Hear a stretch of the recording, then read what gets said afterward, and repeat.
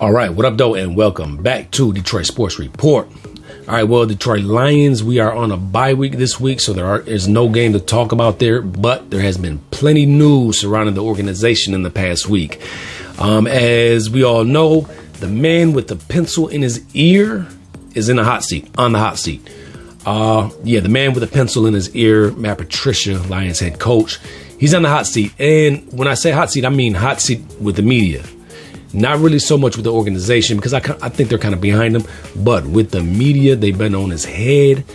They're not really feeling Matt Patricia, especially a lot of ex-Lions players like Dan Orlovsky and a couple other guys that used to play for the Lions. Due to, obviously the Lions' performance, the coaching performance, which they feel has been subpar, but also some of the comments that he's been making. Just the fact that he came on one of the press conferences and was talking about how when he came to Detroit, there was a big mess to clean up. There was a lot of work to do. And it just wasn't really a true statement. Detroit had a couple of 9-7 seasons before that, made the playoffs under Jim Caldwell. So it wasn't a mess. It wasn't a dumpster fire by far.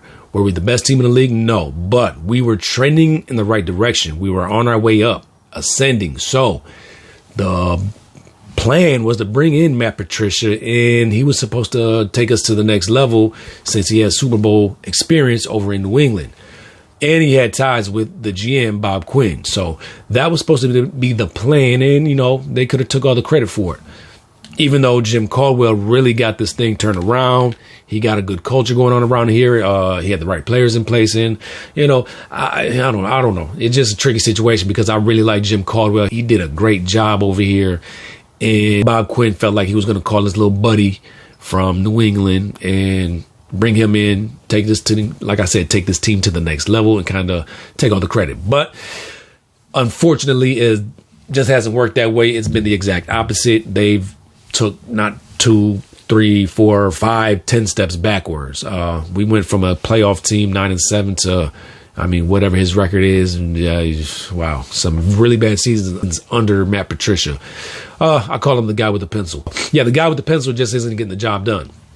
So obviously a lot of people, I hear a lot of people out there on social media, on a lot of podcasts and shows, really screaming for his job. Get rid of the coach, get rid of the GM, sell the team and everything like that. But this isn't that. Because why? Listen, number one, I just don't see it. It's just not a possibility. I just don't see it happening right now. Like I said, I think the ownership is really behind Quinn, and Quinn is behind, because that's his buddy, the man with the pencil. So I think the man with the pencil, I think his job is actually kind of safe right now. So I'm not going to get on here screaming about that. This isn't that video. This is, I'm not looking at that. I just want to look at a couple of breakdowns on the real viable options that we have under our disposal right now that can get us into the winning column. And, well, let me just say this real quick. I think the only thing that can really, truly put Matt Patricia's job at risk is if he does come out of this bye week, lose to Jacksonville, and just lose a couple games straight. At that point, the season is really pretty much over at that point, and that just wouldn't be good. And I think at that point, the organization, the owners really have to look at this and say, we got to shake something up. We got to change something. You just seen what Houston did. They fired their coach after 4 games. So, it definitely is a possibility. But this is the main reason why I don't see it happening, is because I truly believe that Detroit, we're going to come out of the bye week and actually go on a pretty nice run. So, obviously you do that, obviously your job's safe. And that's what we're really going to talk about and get into this episode, is really the schedule breakdown and what I see. So we're going to get into that. And also make sure you stay tuned to the end of this video so you can check out my live 5. Last week I had a top 3 pick with the sports betting, and I did great. It was 2-1. The Chicago kind of let me down, but we're going to amp it up this week, go to the live 5, the top 5 picks on the sports betting. And I feel really, really, really good about these picks. All right, so we're going to get into that. All right. But first things first, let's talk about the Lions and the schedule breakdown. But like I said, the man with the pencil, he should be safe, because coming out the bye, we have, what do we have? We have Jacksonville straight out the bye. And obviously they're 1-3. After Jacksonville, we have Atlanta. They're 0-4. what do we have out? We got Indianapolis Colts coming after that. They're actually good, 3-1. But you got a quarterback, Phillip Rivers, over there now. He's turnover prone. You get pressure on him, and we get pressure on him. Come with the right scheme, we can make him turn the ball over. So I'm not really scared of that, even though they do have a really good team. So that should be a tough game. All right, then after that we have Minnesota, which is a division game. So that'll be a tough game. But they're 1-3. They're not winning games right now. They're finding a way to lose. So hey, if we can find a way to beat them, that would be great. And like I said, it's a division game. So after that, we have the Washington football team. And they don't even have a name. So I'm not scared of a team that doesn't even have a name yet. So they're 1-3. They're terrible. I'm not worried about them guys. That should be a win. Carolina, they're 2-2. I mean, Teddy Bridgewater, quarterback, which is, he's solid. He's a solid backup type quarterback, but I'm not really scared of them guys. That should be a winnable game. And then you got Houston Texans. I mean, they're 0-4. They just fired their coach. They're in turmoil. And Deshaun Watson just is not the same quarterback without DeAndre Hopkins. So he has a lot of adjustments he has to make right now. So that is definitely a winnable game. So if you look at those games right there, the first 7 games coming out the bye, all winnable games. There's 2 tough games in there, which, like I said, would be Minnesota, just because it's a division game. But I mean, we can beat Minnesota. Come on, guys. And then you got the Indianapolis Colts, which are actually one of the surprises in the league this year, because they're actually playing pretty good. So that should be 2 tough games. But still, 5 out of 7 are like so winnable that I'm really, really confident on these games really being won. I mean, if you look at all those teams added up, their total records are 8-20. It's just, you couldn't get better coming out of a bye, especially after the start that we've had to the season with our record. Coming out of the bye, this is it's like just what the doctor ordered. So one of the softest schedules in the league. I heard it was like the 5th softest schedule coming out of the bye. So something like that. So, I mean, we couldn't ask for more. So I think that really gives us a shot to come out the bye and really start balling and jump out to a 5-2, possibly a 6-1 record out the bye, after the bye. I mean, that's it. And that's what I said. If we do that, then like I said, the man with the pencil, I think he's kind of safe. And if he does that, we turn around 6-1, everybody will be loving that guy. I mean, that's just the truth. Winning cures all. So he starts winning some games. Everybody's going to love him. I'm going to love the pencil. You guys are going to love his coaching schemes. And that's just what it's going to be. So, all right. Well, that's the schedule breakdown. And like I said, coming out the bye, really soft, really winnable games. So everybody who's really down on Detroit right now, which is definitely understandable. I mean, hey, they've been playing bad. We'll get out to a lead, give the lead up. So it hasn't really been looking good, so I definitely understand everybody's frustration, anger, and everything like that. But you can't just, it's only 4 games. This is not a 4-game season. It's a 16-game season. So we had 12 more games to really turn this thing around. And we do that with a winning record out there. I mean, we can turn this thing around. It's been done before, and it can be done again. And this is what I see happening. And this is coming from a very objective view, too. I'm not just saying these things. These are the things that I'm breaking down that I see. I see evidence saying that we can win these games. All right. So that's what it's looking like, y'all. So check it out. Tune in. We're going to go ahead, chill out, enjoy this week of football. And at least we don't have to stress out because we can't lose this week. So that's a good thing. And next week, we'll be back at it. And obviously, we'll have videos coming out breaking down the game before Jacksonville, looking at matchups and everything like that, injury reports and everything. So we got a lot coming up next week. But that's now. But yeah, like I said, unfortunately, I think the man with the pencil is safe because we're going to come out the bye and start balling. Watch, you heard it here first. That's just what it is. So yeah, let's do that right there. Okay. Boom. All right, now let's break down. Okay, now it's time for my segment, like I just mentioned, the Live 5 or the Live 5. You know what it is. All right, we're going to pick these 5 games for all my sports bettors out there because, like I said, sport betting is illegal across the board. Did I say illegal? I meant to say legal across the board, and it's legal in Michigan. All your casinos have the little sports betting kiosks, or you can go to the window. And this is something I enjoy. I enjoy doing. So this week, these are the games that I really, really, really like. Last week, I had a winning record, 2-1, only lost 1 game last week. So this week, I'm going to give out my top 5, and I would love to get all 5 correct this week. And I really like these picks.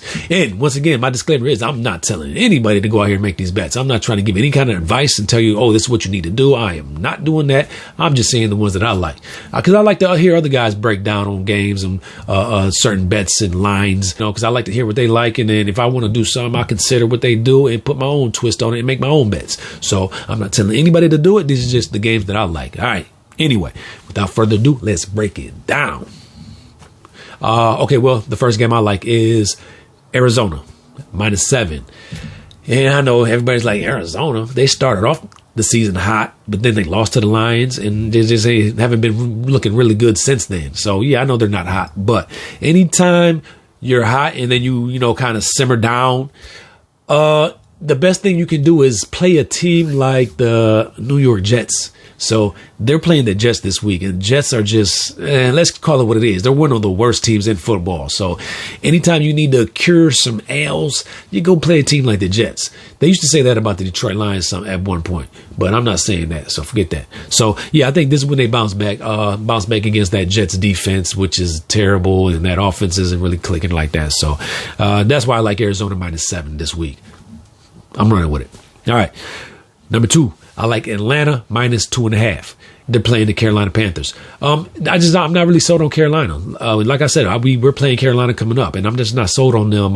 They just need, after getting rid of Cam, I just don't think they're the same team, and they're going to have some growing pains, and they got to add to that team to really get that team clicking. So I'm not sold on that. And Atlanta has a really potent offense.